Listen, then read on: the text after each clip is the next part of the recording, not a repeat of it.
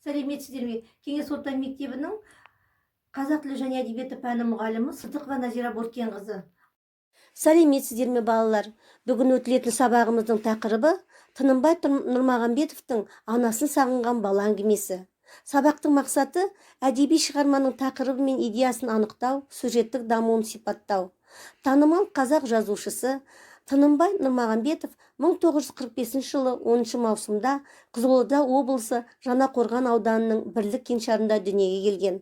1968 жылы Қызылорда қаласындағы Гоголь атындағы педагогикалық институтының қазақ тілі және әдебиеті факультетін бітіргеннен кейін еңбек жолын көп тиражды Су құрылысшысы газетінен бастаған.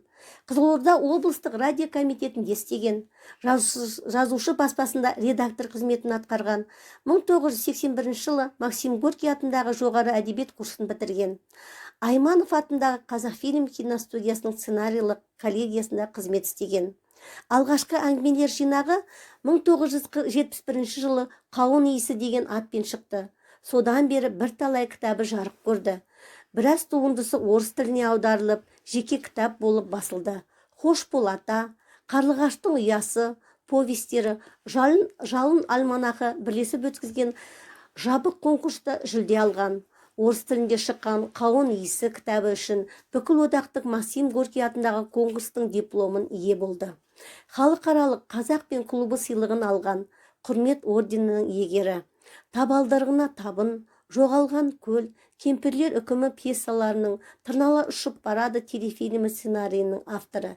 Кітаптары «Қауын иісі», «Хош бол ата», «Қарлығаштың ұясы», «Ата қоныс», «Запах дыни», «Тұнық су», «Там где горел очаг», «Талисман», «Бәйтеректер», «Туған ауыл түтіні», «Балалық шақтың әуендері», «Таңдамалы», «Айқай». 2008 жылы жазушы баспасының «Ауғанды құстар» әңгімелер жинағы басылып шығады. Анасын сағынған бала әңгімесі осы да жарияланған. Анасын сағынған бала әңгімесінде анасын сағынған кішкентай сәбидің қасіреті суреттелген. «Мама, мама, сенсің ғой, ең дана, мама, мама» деп анасына деген сағынышын жеткізеді. Сәби анасын бір көру үшін өмір сүргендей. Осылайша жазушы қоғамда орын алған әлеуметтік мәні өткір мәселеге назар аударады. Ал балалар, шығармамен танысып, төмендегі тапсырмалар мен сұрақтарға жауап береміз.